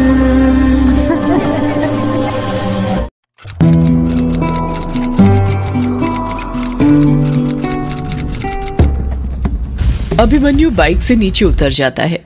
अभिमन्यु के साथ ही युग भी बाइक से उतर जाता है। युग अपने चारों तरफ नजरें घुमाते हुए कहता है, अभिमन्यु तू पक्का सही एड्रेस पर लाया है ना? कहीं हम गलत एड्रेस पर तो नहीं आ गए? अभिमन्यु बेफिक्र होकर कहता है, नहीं यार, मैं बिल्कुल सही एड्रेस पर लाया हूँ। क्यों, क्या हुआ? इतना कहकर अभिमन्यु अपने चारों तरफ देखने लग जाता है। जब वो चारों तरफ अपनी नजरें घुमाता है तो शॉक्ड हो जाता है और अपना मुंह फाड़ते हुए कहता है, यार अब तो मुझे भी लग रहा है कि हम गलत जगह पर आ गए हैं। पर ऐसा कैसे हो सकता है? मैप ने तो यही एड्रेस बताया था। ये मैप गलत कैसे हो सकता है? अभिमन्यु और युग के चारों तरफ mobile repairing, mobile cover, screen guard की शॉप थी। उन दोनों के मुताबिक वहां पर बुक मार्केट होना चाहिए था, पर वहां पर मोबाइल का मार्केट था। उस एरिया में एक भी बुक्स की दुकान नहीं थी।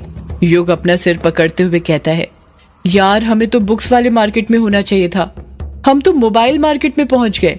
यहाँ पर तो हर जगह मोबाइल की ही दुकानें हैं, वो भी एक से बढ़कर एक। अभिमन्यु भी अपना सिर पकड़ते हुए कहता है, हाँ यार मेरी भी समझ में नहीं आ रहा। मैप में तो बुक मार्केट और फ्लाई ड्रीम पब्लिकेशंस का यही एड्रेस डला हुआ है। ये कैसे हो गया? कहीं ऐसा तो नहीं बुक मार्केट और फ्लाई ड्रीम पब्लिकेशन की शॉप आसपास हो? रुक, मैं किसी से पूछ कर देखता हूँ। हाँ देख, पूछ कर, भगवान करे ऐसा ही हो, वरना पता नहीं क्या होगा। युग और अभिमन्यु के पास से ही एक आदमी निकल कर जा रहा था। अभिमन्यु उसे रोकते हुए पूछता है, अरे भाई साहब सुनिए। वो आदमी कहता है, हाँ बोलो। अभिमन्यु पूछता है, यहाँ आसपास कहीं पर बुक्स मार्केट है क्या? वो आदमी सोचते हुए कहता है, क्या कहा? Books market? वो भी यहाँ पर? नहीं, यहाँ पर आसपास तो कोई बुक मार्केट नहीं है। लगता है आप गलत जगह पर आ गए हैं। यहाँ आसपास 3-4 किलोमीटर के इलाके तक कोई बुक मार्केट नहीं है। इतना कहकर वो आदमी वहां से चला जाता है। युग और अभिमन्यु उस आदमी की बात सुनकर उदास हो जाते हैं। युग चिढ़ते हुए कहता है, मैंने कहा था ना तुझे हम गलत जगह पर आ गए, पर तूने मेरी बात नहीं मानी। अब देख उसका नतीजा। ये सब ना तेरी वजह से हुआ है। मुझे ना तुझ पर भरोसा करना ही नहीं चाहिए था। पता होना चाहिए था तू हमेशा गलत रास्ते ही दिखाया करता है। यार तू मुझ पर चिढ़ क्यों रहा है? अब इसमें मेरी क्या गलती है यदि मैप ने एड्रेस गलत बताया तो? मैं तो तुझे उसी एड्रेस पर लाया हूँ ना जो इसमें डला हुआ था। तू रुक, मैं किसी और से पूछ कर देखता हूँ। किसी ना किसी को तो पता ही होगा। हो सकता है उस आदमी को पता ना हो। अक्सर जब किसी को रास्ता नहीं पता होता है तो वो सामने वाले को गलत रास्ता बता दिया करता है। अभिमन्यु के सामने ही मॉडर्न ड्रेस पहनकर एक लड़की खड़ी हुई थी जो मोबाइल चला रही थी। अभिमन्यु उसके पास जाकर उससे पूछता है, एक्सक्यूज मी, क्या आप मेरी एक हेल्प कर सकती हैं?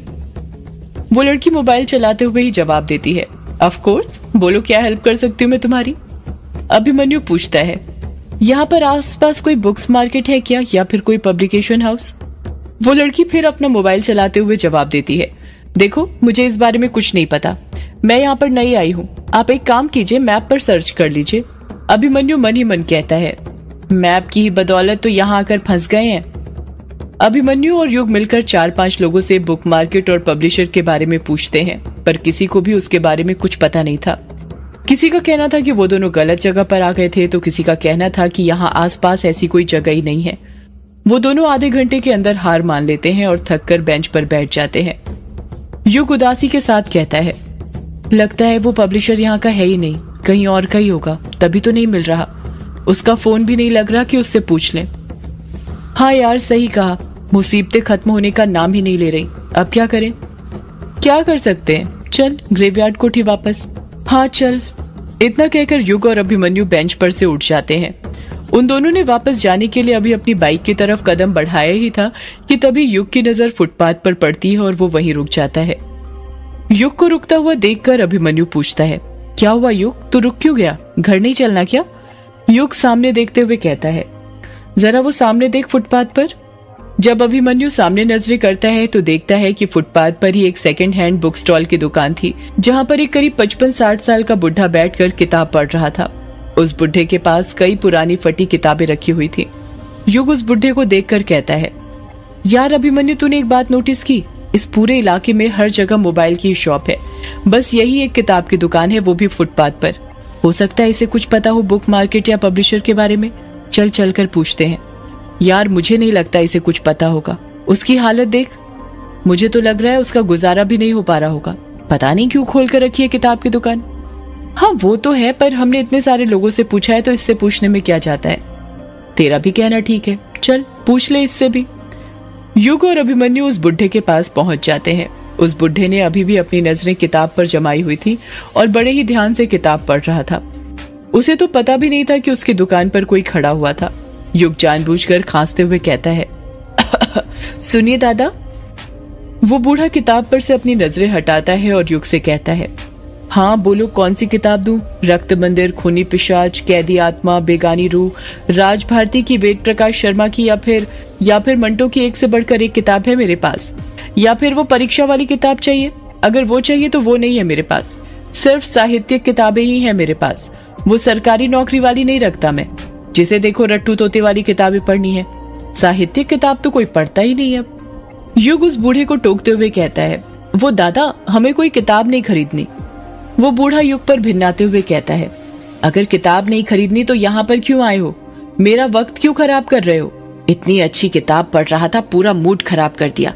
अभी देवदास पारो से बिछड़ने ही वाला था कि तुम दोनों आ गए।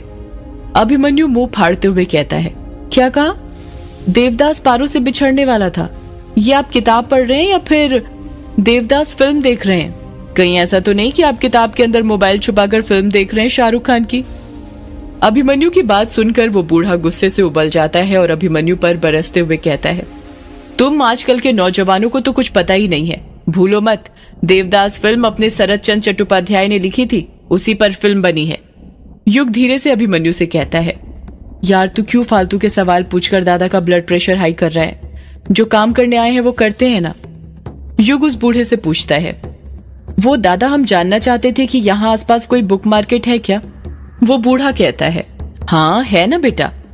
उस बूढ़े की बात सुनकर युग और अभिमन्यु खुश हो जाते हैं। वो दोनों खुशी से फूले नहीं समाते। युग एक्साइटेड होते हुए कहता है, कहाँ पर है दादा, बताइए ना। मैं जब से सबसे पूछ रहा हूँ, कोई बता ही नहीं रहा था बुक मार्केट के बारे में। अच्छा हुआ आपसे पूछ लिया। अब आप ही बताइए वो कहाँ पर है। वो बूढ़ा जवाब देता है, बेटा तुम बुक मार्केट में ही तो खड़े हो। अभिमन्यु अपना मुंह फाड़ते हुए कहता है, क्या कहा? हम दोनों बुक मार्केट में खड़े हैं, पर वो हमें दिख क्यों नहीं रहा? हमें तो बस यहाँ मोबाइल की ही शॉप दिख रही है। बूढ़ा कहता है, ये मोबाइल की ही तो शॉप बुक मार्केट है। युग हैरानी के साथ कहता है, मतलब दादा? मतलब ये बेटा कि आज से 10-12 साल पहले इसी जगह पर बुक मार्केट हुआ करती थी, पर जैसे जैसे वक्त बदला, किताबों की जगह मोबाइल ने ले ली और बुक मार्केट की जगह मोबाइल मार्केट ने। किताबें पढ़ता ही कौन है आजकल? जिसे देखो वो दिन भर अपनी उंगलियां मोबाइल पर ही तो घिसता रहता है।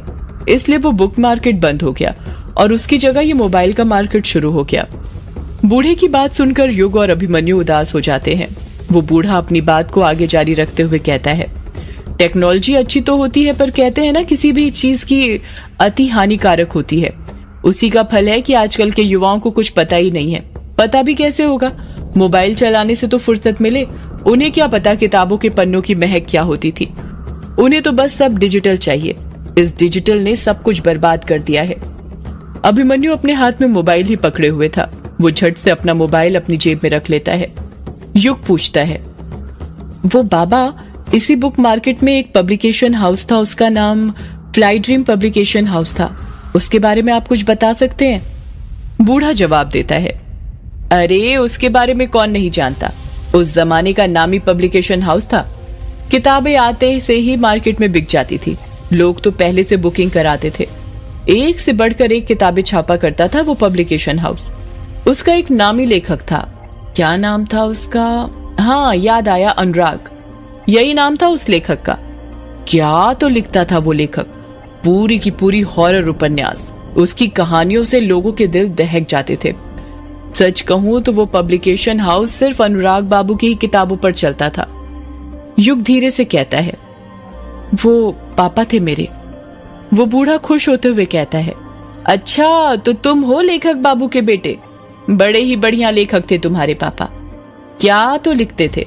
मेरे पास उनकी 3-4 किताबें अभी भी रखी हुई हैं। तुम बोलो तो दूं? अभिमन्यु झट से पूछता है, क्या आपके पास उनकी ऐसी कोई किताब है जो यक्षिणी पर हो? बूढ़ा कहता है, क्या कहा? यक्षिणी पर? नहीं, ये किताब तो नहीं है मेरे पास, पर हाँ हम सुने थे वो यक्षिणी पर कोई सी किताब लिख रहे थे। न्यूज़पेपर में उनकी इसी किताब के बारे में छपा भी था कि आने वाली उनकी अगली किताब यही थी, पर उससे पहले ही बेचारे भगवान को प्यारे हो गए। अभिमन्यु पूछता है, क्या आपको कुछ पता है कि वो मार्केट में कब आने वाली थी? क्या वो किताब पूरी हो गई थी? वो हमें क्या पता, वो तो उस पब्लिशर को पता होगा ना जिसके पास से उनकी किताब पब्लिश होने वाली थी। हम सुने थे कि यही फ्लाई ड्रीम के पास से पब्लिश होने वाली थी। युग फटाक से पूछता है, क्या आप बता सकते हैं अभी फ्लाई ड्रीम पब्लिकेशन हाउस कहाँ पर शिफ्ट हो गया है? शिफ्ट की क्या बात करते हो बेटा, वो तो बंद हो गया कब का। युग अपना मुंह फाड़ते हुए कहता है, क्या कहा, बंद हो गया है? हाँ, हम बताए तो थे अभी कि फ्लाई ड्रीम पब्लिकेशन हाउस सिर्फ तुम्हारे पिता की किताबों पर चलता था। एक ही तो लेखक था उनके पास, बढ़िया धांसू सा। तुम्हारे पापा का देहांत होने के बाद वो पब्लिकेशन हाउस भी 6-7 महीने के अंदर ही बंद हो गया था। अभिमन्यु उदासी के साथ कहता है, अरे ये तो बहुत बुरा हुआ। बूढ़ा कहता है, हाँ वो तो है, पर हाँ, यदि तुम उस पब्लिशर से मिलना चाहो तो मिल सकते हो।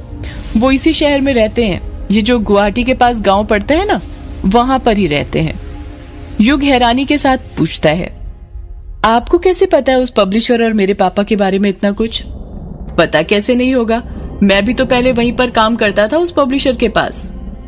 बूढ़े की बात सुनकर युग और अभिमन्यु और शॉक्ड हो जाते हैं।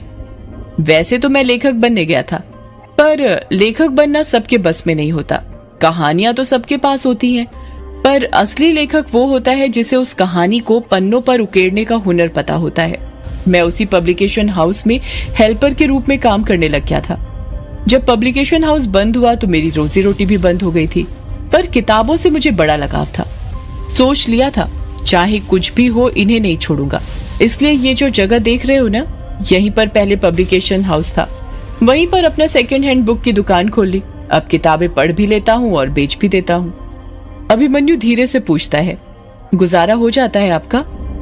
गुजारा तो नहीं होता, पर दिल को तसल्ली मिलती है। एक अलग ही सुकून देती है ये किताबें मुझे। युग उस बूढ़े से अपने पिता की किताबें खरीदता है, उसे पैसे देता है और अभिमन्यु के साथ पब्लिशर के घर जाने के लिए निकल जाता है। उसे पूरी उम्मीद थी कि पब्लिशर के घर उसे यक्षिणी वाली किताब मिल जाएगी। इस तरफ कायर और कछुआ बस के अंदर थे और मेहंदी पथार जा रहे थे। बस के बाहर जोरों की बारिश हो रही थी। बस के अंदर काफी भीड़ थी। लोगों के लिए बैठने के लिए भी जगह नहीं थी, इसलिए बहुत सारे लोग खड़े हुए थे। 30 लोगों की कैपेसिटी वाली बस में करीब 50 लोग थे। कछुआ और कायर साथ साथ ही बस की सेकंड लास्ट सीट पर बैठे हुए थे। कायर कछुए पर गुस्सा होते हुए कहता है, कछुए तुझे बोला था ना मैंने छाता रख ले बारिश होगी, पर तूने मेरी बात नहीं मानी। अब देख रहा है ना कितने जमकर बादल बरस रहे हैं, ऐसा लग रहा है जैसे बादल फट गए हो। कछुआ कहता है, यार अब इसमें मेरी क्या गलती है? तूने खुद देखा था ना, जब निकले थे तब बिल्कुल भी बादल नहीं थे, पर पता नहीं कहां से आ गए अचानक से। कछुए तू भूल कैसे सकता है, हम लोग मेघालय में रहते हैं और यहाँ पर कभी भी बारिश होती रहती है। अब तेरे कारण भीगते हुए पुलिस स्टेशन जाना पड़ेगा। अरे नहीं भीगेंगे यार, मेहंदी पथार बस स्टॉप के सामने ही तो पुलिस स्टेशन है, देखना हम दौड़ लगाते ही पहुंच जाएंगे। कायर मुंह बनाते हुए कहता है, हाँ देखता हूँ कैसे दौड़ लगाता है तू कछुए। तू ये मोबाइल क्यों चला रहा है जब से बस में बैठा है? जेब में रख ले। कछुआ शर्माते हुए कहता है, अगर जेब में रख लूंगा तो मुझे पता कैसे चलेगा कि वर्चू जी ने मेरी फ्रेंड रिक्वेस्ट एक्सेप्ट की है या नहीं? कछुए तू ना सही में पागल हो गया है। सुन ले, वैसे ही तू बहुत हरकतें पटक चुका है, अब वापस से पुलिस स्टेशन जाकर कोई बखेड़ा खड़ा मत कर देना। कायर ने इतना ही कहा था कि तभी बस कंडक्टर कहता है, मेहंदी पथार बस स्टॉप। कायर आवाज लगाते हुए कहता है, हाँ भैया यहीं रोक दो। कायर और कछुआ अपनी सीट से उठते हैं और आगे जाने लग जाते हैं। कछुए ने अभी भी अपने हाथ में मोबाइल पकड़ा हुआ था। बस के अंदर काफी भीड़ थी, जिस कारण कायर और कछुए को उन्हें साइड करते हुए आगे जाने में दिक्कत हो रही थी। कछुआ और कायर लोगों को हटाते हुए बड़ी मशक्कत के साथ आगे बढ़ ही रहे थे कि तभी अचानक से कछुए के हाथ से उसका मोबाइल छूट जाता है और नीचे गिरने लग जाता है। कछुआ अपना मोबाइल पकड़ पाता उससे पहले ही उसका मोबाइल बस के अंदर ही नीचे रखी एक मछली की टोकरी के अंदर जाकर गिर जाता है। उस मछली की टोकरी के अंदर कई सारी मछलियां रखी हुई थी, जिसके अंदर कछुए का मोबाइल गिर चुका था। कछुआ अपना सिर पकड़ते हुए कहता है, अरे लो हो गई गड़बड़। कछुआ नीचे झुककर उस मछली की टोकरी में से अपना मोबाइल निकालने लग जाता है। तभी एक लड़की की आवाज सुनाई देती है, अरे ओ बाबू कहाँ हाथ डाल रहे हो? जब कछुआ अपना सिर ऊपर करता है तो देखता है कि बस की सीट पर ही एक लड़की बैठी हुई थी। उस लड़की ने साड़ी पहनी हुई थी और चेहरे पर पल्लू रखा हुआ था, जिस कारण उसका चेहरा नहीं दिख रहा था, पर उसकी वेशभूषा से समझ में आ रहा था कि वो मछुआरन थी। वो लड़की कहती है, शर्म नहीं आती बाबू इस तरह किसी की अमानत में हाथ डालते हुए। कछुआ उस लड़की का चेहरा देखने के लिए उतावला होने लग जाता है और झुककर उस लड़की का चेहरा देखने लग जाता है। वो जानना चाहता था कि जिस लड़की की इतनी प्यारी आवाज थी असल में वो दिखती कैसी होगी। एक गायन का अगला episode with realistic visuals exclusively on MC Doge YouTube channel. सदियों से है पुरानी ये है यक्षिणी की कहानी। यक्षिणी एक आग है, यक्षिणी तेरा ख्वाब है।